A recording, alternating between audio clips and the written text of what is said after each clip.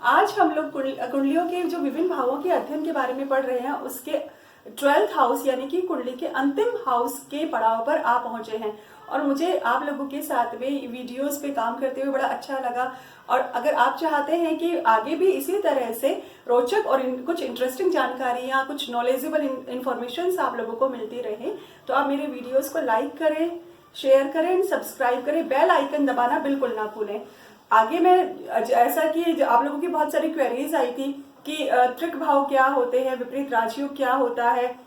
तो इन सब से रिलेटेड मैं नेक्स्ट वीडियोस बनाने जा रही हूं। अगर आप चाहते हैं कि ये इन्फॉर्मेशन आपको सबसे पहले मिले तो आप बेल आइकन दबाएं और सबसे पहले मेरी फर्स्ट वीडियो का जो सबसे पहला इन्फॉर्मेशन होता है वो आप प्राप्त करें। आज जैसा कि हम लोगों को मालूम है कि जो कुंडली का 12th हाउस होता है उसे हम हाउस ऑफ एक्सपेंडिचर कहते हैं, यानी हर तरह के व्यय या लॉस के हाउस या व्यय के हाउस के नाम से जानते हैं। कुंडली का जो 12th हाउस होता है वो आइसोलेशन, जेल, हॉस्पिटल या जो भी आप चीजें सोचते हैं कि जिस प्रकार की भी हानि होती है, नुकसान होते हैं, आप दिवालियापन या चोरी, उन सब से रिलेट करते हैं। कुंडली का 12th हाउस, इसे हम मोक्ष भी कहते हैं। मोक्ष को हमारे इंडियन कल्चर में कहा गया है कि जब मृत्यु के बाद में जब मनुष्य शरीर त्यागता है तो ईश्वर में विलीन होने को ही मोक्ष कहा गया है। और हमारे शास्त्रों में जीवन का उद्देश्य मात्र ही मोक्ष की प्राप्ति माना गया है। मोक्ष यानी कि मृत्यु के बाद का जीवन, मृत्यु से समाप्ति को ही मोक्ष कहा गया है। जैसा कि हमें मालूम है कि जो कुंडली का 12th हाउस होता है, अगर उसको हम लोगों ने व्यय भाव के नाम से जाना है, तो यानी कि कुंडली का जिस भी प्रकार के व्यय होते हैं, यानी कि आपके संपत्ति का व्यय, आपके भाई का, आपके परिवार का, आपके पत्नी का, आपके पुत्र का, आपके पिता का, या जिस भी प्रकार के व्यय होते हैं, स्वर्ण का,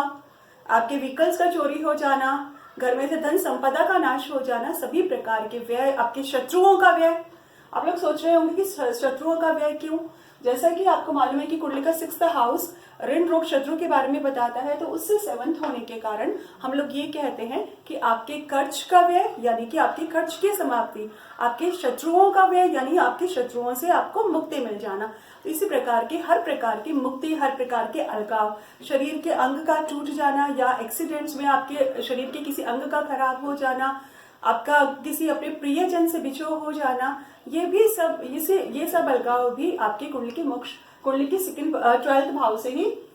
देखते हैं। कुंडली का 12th हाउस हमें संन्यास के बारे में भी बताता है। जैसा कि आपको मालूम है कि कुंडली का 8th हाउस आपको मेडिटेशन के बारे में बताता है। तो जब हम यहाँ से गिनते हैं तो ये 5th होता है। दैट मीन्स कि आप ये देखते हैं कि जो आप मेडिटेशन कर रहे हैं उसमें कितनी गहराई तक आप लोगों ने गहराई को प्राप्त किया है, और आप अपने आप को कितना ट्रांसफॉर्मेशन आप अपने अंदर ला सकते हैं। तो संन्यास का मतलब भी अपने परिवार से अलगाव हो जाना होता है। आप अपने आपके सराउंडिंग जहाँ पे आप पले बड़े हुए हैं उस सबसे अलग होकर के एक ऐसे स्थान पे चले जाना जहाँ आपको ना कोई जानता है, ना कोई किसी से आपको कोई मतलब है, और सिर्फ अपना पूरा जीवन ईश्वर की साधना में व्यतीत कर देना भी संन्यास कहलाता है।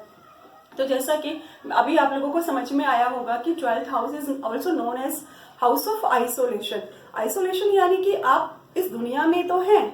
बट लेकिन आप सभी लोगों से अलग थलग हो गए हैं। अगर आप विदेश में रहते हैं, जैसा कि कुंडली का 12th हाउस विदेश के बारे में, विदेश यात्रा के बारे में भी बताता है, तो अगर आप विदेश में हैं तो आप हैं तो इसी दुनिया में, बट लेकिन आप अपने परिवारजनों से, अपने भाई बंधुओं से सबसे अलग हो चुके हैं। अगर आप संन्यास ग्रहण करते हैं तो भी आप अपने परिवार से, अपने आसपास सभी लोगों से अलग हो जाते हैं। तो जो भी आपके अलगाव की जो भी फीलिंग होती है या किसी चीज से अलग होने का जो भाव होता है, वो सभी हम कुंडली के 12th हाउस से देखते हैं। आप हॉस्पिटल्स के बारे में, क्योंकि हॉस्पिटल भी एक ऐसी जगह है जहाँ पे आप आइसोलेटेड होते हैं, वहाँ पे हम मृत्यु देखते हैं, इलाज होता है, डॉक्टर्स के साथ रहना होता है, वहाँ आपके परिवारजन का आपसे कोई रिलेशन नहीं होता। इसी प्रकार कारागृह, जहाँ पर कि आप अपराध करने के बाद में जेल में बंद हो जाते हैं और दीन दुनिया से बिल्कुल अलग हो जाते हैं। इसी प्रकार से पागल खाने यानी मेंटल असाइलम, वहाँ पर भी आप होते तो इसी दुनिया में हैं, पर लेकिन आप अपने ही मानसिक स्थिति के कारण इस दुनिया से बेखबर रहते हैं और अपने अंदर ही खोए हुए रहते हैं, यानी अपनी सुध बुध बिल्कुल खो देते हैं। तो इस तरह के जो भी आप आइसोलेशन देखते हैं, जेल से रिलेटेड, हॉस्पिटल से रिलेटेड, पागल खाने से रिलेटेड, या विदेश यात्रा से रिलेटेड, या विदेश में जाकर के बच जाना, इनको भी हम कुंडली के 12th हाउस से ही देखते हैं। कुंडली का 12th हाउस विदेश होते हुए भी, आइसोलेशन होते हुए भी आपके लिए घर है, क्योंकि अब आप अपना बाकी का जीवन वहां पर बिताने वाले हैं। कुंडली का जो 12th हाउस है वो आपको ये बताता है कि आपका मानसिक संतुलन किस प्रकार का है, आप कितना दान धर्म करते होंगे, आपका व्यय किस तरह का है, आपके खर्चे किस प्रकार के हैं, आपका जो भी ज्यादा से ज्यादा पैसा किस क्षेत्र में खर्च होता होगा। कहते हैं कि कुंडली की 12th हाउस का लॉर्ड जहां पर भी कुंडली में बैठता है, व्यक्ति उसी फील्ड से रिलेटेड एक्सपेंडिचर्स लाइफ में करता है। कुंडली के अगर 12th हाउस में कुंडली के किसी भी भाव का लॉर्ड यानी स्वामी बैठ जाता है तो हम कहते हैं कि कुंडली के उस भाव की हानि जरूर होगी। जब हम हानि की बात करते हैं तो हम ये देखते हैं कि आपके जीवन की हानि यानी आपकी मोक्ष की प्राप्ति, आपको मोक्ष प्राप्ति, आपकी मृत्यु, आपके शरीर का त्याग दिया जाना, तो ये भी हम लोग कुंडली के 12th हाउस से ही देखते हैं। जब हम मृत्यु को प्राप्त करते हैं तो हमें सभी प्रकार के दर्द से मुक्ति मिलती है, इसीलिए कहते हैं कि हर प्रकार के दर्द से मुक्ति का भाव भी कुंडली का 12th हाउस ही है। कुंडली का 12th हाउस जिसे कि हम लोग एक्सपेंडिचर के नाम से जानते हैं, तो success behind success key of the success is known as the combination, proper combination of expenditure and income. अगर आपका आय व्यय का समन्वय अपने आप में बहुत बेहतरीन तरीके से आप लोग करते हैं कि जितना आप कमाते हैं उसमें से आपको कितना खर्च करना है, अगर ये संतुलन आपको बेहद बेहतर तरीके से आता है तो आप लोग हर प्रकार के सुख का उपभोग कर सकते हैं। कुंडली का 12th हाउस हमें शयन कक्ष के बारे में भी बताता है, यानी रति सुख के बारे में, आपके बेड कंफर्ट के बारे में। आपको कुंडली के 12th हाउस से आप अपनी शादी के नाश होने को भी देख सकते हैं। कहते हैं कि कुंडली के सप्तम भाव या सप्तमेश से अगर 12th के स्वामी का या 12th से भाव से किसी भी प्रकार से रिलेशन बनता है तो ऐसे व्यक्ति की शादी में बहुत सारी प्रॉब्लम होगी, या उसको बेड कंफर्ट नहीं मिलेगा, या उसकी शादी की समाप्ति पॉसिबल है। तो जब हम कुंडली के 12th हाउस को देखते हैं तो कुंडली का 12th हाउस हमें सपनों के बारे में भी बताता है, यानी सपने वो दुनिया जहां पर आप नींद में तो होते हैं बट उस सपने में आप भूत प्रेत, हंसी खुशी शादी, अपने किसी प्रेमी जन से विवाह देखते हैं, किसी का बिछोह देखते हैं, सब कुछ देखते हैं, लेकिन जब नींद खुलती है तो आपके पास में कुछ नहीं होता। तो वो एक ऐसी दुनिया होती है जहां अपने आप में आप आइसोलेटेड होते हैं। तो कुंडली की अगर कुंडली की 12th हाउस से हम लोग सपनों के बारे में भी जान सकते हैं। कुंडली का जो 12th हाउस होता है वो आपके बॉडी पार्ट्स में, आपकी बाईं आंख के बारे में, आपके पैरों के बारे में भी बताता है, जिस पर कि आप चलते हैं, नाचते हैं, कूदते हैं, तो उन पैरों के बारे में, उन पैरों की तकलीफ के बारे में, आंख के नाश होने के बारे में, यानी कि आंखों में अगर कोई प्रॉब्लम हो रही है या आपकी आंख में सर्जरी संभव है, तो या जो भी आपकी आई से रिलेटेड जो प्रॉब्लम है वो सभी आप कुंडली के 12th हाउस से ही देखते हैं। कुंडली का 12th हाउस हमें हर प्रकार के बंधन, जनता से शत्रुता, आपके ऋण रोग, उन सब से मुक्ति, उसके बारे में भी बताता है। जैसा कि हमें मालूम है कि कुंडली का जो 12th हाउस होता है, जब हम उसे कुटुंब हाउस से देखते हैं तो कुटुंब हाउस से गिनने पर वो 11th होता है, यानी आपके कुटुंब की हर प्रकार के लाभ के बारे में, हर प्रकार के प्रॉफिट के बारे में, आपके कुटुंबी लोग हैं यानी कि आपके परिवारजन जो हैं उनका किस प्रकार का फ्रेंड सर्किल होगा, उसके बारे में भी आप कुंडली के 12th हाउस से देखते हैं। कुंडली का 12th हाउस आपके छोटे भाई के पद प्रतिष्ठा के बारे में बताता है, उसके मान सम्मान के बारे में बताता है, उसके वर्क एनवायरमेंट, उसके आप बॉस के साथ में जो रिलेशंस है उसके बारे में भी आप कुंडली के 12th हाउस से देखते हैं। अगर आप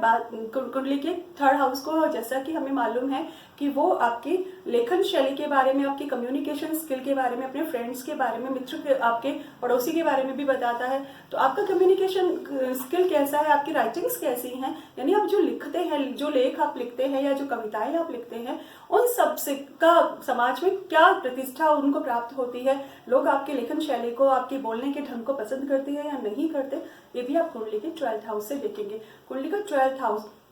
ये माता के हाउस से नवम होता है, तो हम लोग कहेंगे कि माता के भाग्य के बारे में, माता के पिता के बारे में भी आप कुंडली के 12th हाउस से ही देखते हैं। आपकी माता के धार्मिक संस्कार के बारे में, उनकी उच्च शिक्षा के बारे में, ये भी आप वहीं से पता लगाएंगे। कुंडली के 5th हाउस से गिनने पर ये अष्टम होता है, तो आप ये कहेंगे कि आपकी संतान की ट्रांसफॉर्मेशन के बारे में, आपकी संतान की जो प्रॉपर्टी है, पैतृक संपत्ति है, उसके बारे में, आपकी संतान के ऊपर आने वाली अचानक विपदा के बारे में, उनकी आयु के बारे में, उनके ऊपर आने वाले संकट के बारे में भी आप कुंडली के 12th हाउस से ही देखते हैं। कुंडली का 12th हाउस जो कि रोग ऋण शत्रु के भाव से यानी कुंडली के 6th हाउस से सप्तम है, तो हम ये देखेंगे कि जो भी हमारे शत्रु है या हमने जो कर्ज लिया हुआ है या हमारे शरीर में जो भी रोग है, उनसे हमें छुटकारा कब मिलेगा,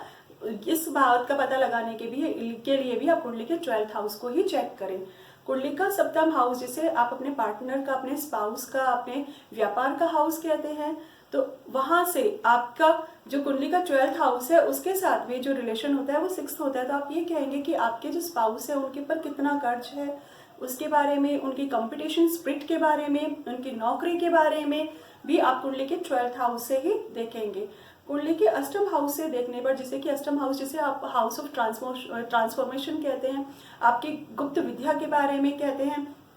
तो वहां से देखने पर, जैसा कि मैंने प्रीवियसली कहा आपसे कि मेडिटेशन के बारे में, अष्टम हाउस मेडिटेशन का हाउस भी कहा जाता है, तो आपके मेडिटेशन से आपको क्या लाभ हो रहा है, वो मेडिटेशन जो आप कर रहे हैं वो आपको किस तरह से फलित हो रहा है, तो ये भी आप कुंडली के 12th हाउस से ही देखेंगे। या फिर जो भी आपके पास में धन है वो आपको कितना प्रॉफिटेबल है, ये आपको कुंडली का 12th हाउस ही बताता है।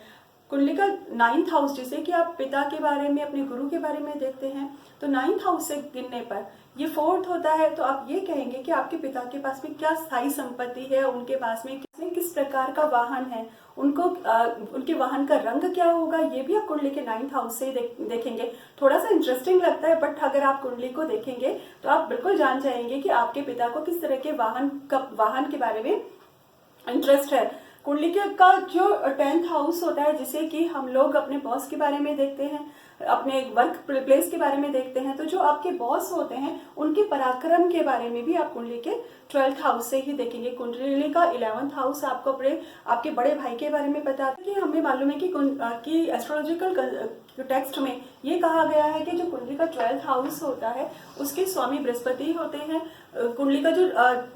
जो शुक्र होते हैं यहाँ पर उच्च अवस्था में मानते हैं, यानी कि हम लोग ये कहते हैं कि अगर शुक्र यहाँ पर स्थित है तो वो अपनी उच्च अवस्था में होगा। इस भाव के कारक बृहस्पति होते हैं, ये झूल साइन है और ये वॉटरी साइन है। जैसा कि आपको मालूम है कि कुंडली का जो अष्टम हाउस है स्कॉर्पियन साइन यानी वृश्चिक राशि, इसे हम लोग एक छोटे तालाब के रूप में या ऐसे गहराई के रूप में देखते हैं, और जो कुंडली का 12th हाउस होता है इसे हम ओशियन के